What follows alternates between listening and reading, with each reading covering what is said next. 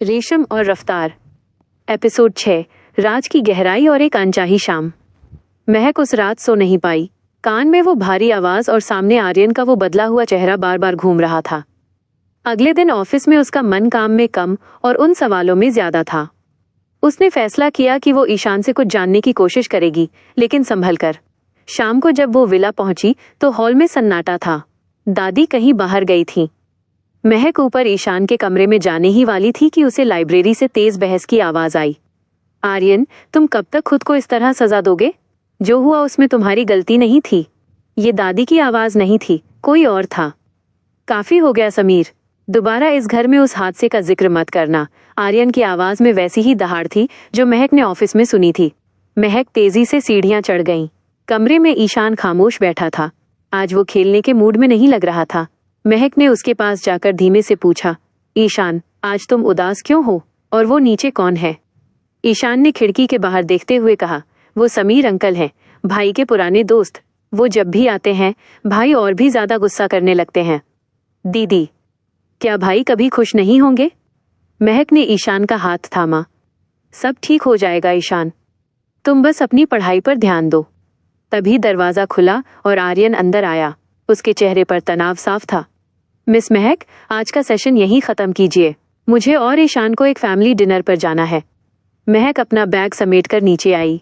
जैसे ही वो हॉल पार कर रही थी, उसकी टक्कर समीर से हुई। समीर ने उसे अजीब नजरों से देखा और मुस्कुराकर कहा, तो तुम हो वो नई ट्यूटर? संभल कर रहना, इस घर की हवाओं में भारीपन है। महक बिना जवाब दिए बाहर निकल गई। उसे लगा कि आज उसे उस काली कार का इंतजार करना चाहिए। वह अपनी स्कूटी लेकर थोड़ी दूर जाकर एक पेड़ के पीछे छिप गई। कुछ ही मिनटों में विला से आर्यन की कार निकली, लेकिन महक के होश तब उड़ गए जब उसने देखा कि आर्यन की कार के पीछे वही रहस्यमयी काली कार फिर से लग गई थी। महक ने हिम्मत जुटाई और अपनी स्कूटी स्टार्ट की। वो उस कार का पीछा करने लगी। रास्ता शहर के शोर से दूर एक पुरानी सुनसान झील की तरफ जा रहा था। आर्यन की कार रुकी और पीछे वाली कार भी।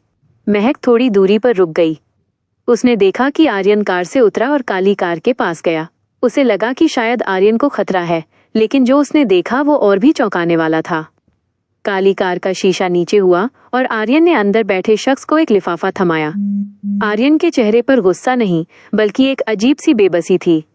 तभी महक के फोन पर एक मैसेज आया, वही अनजान नंबर। पीछा करना बंद करो महक, वरना अगली फाइल तुम्हारी ही क्लोज होगी। महक का गला सूख गया। वो समझ गई कि आर्यन किसी को पैसे दे रहा है, पर क्यों? क्या वो किसी को चुप करा रहा था या वो खुद किसी का शिकार था? वो लिफाफा किस चीज का था? क्या आर्यन किसी बड़े ब्लैकमेल का हिस्सा है? और समीर का इस सब में क्या रोल है? जानने के लिए देखिए अगला एपिसोड। कल मिलते हैं।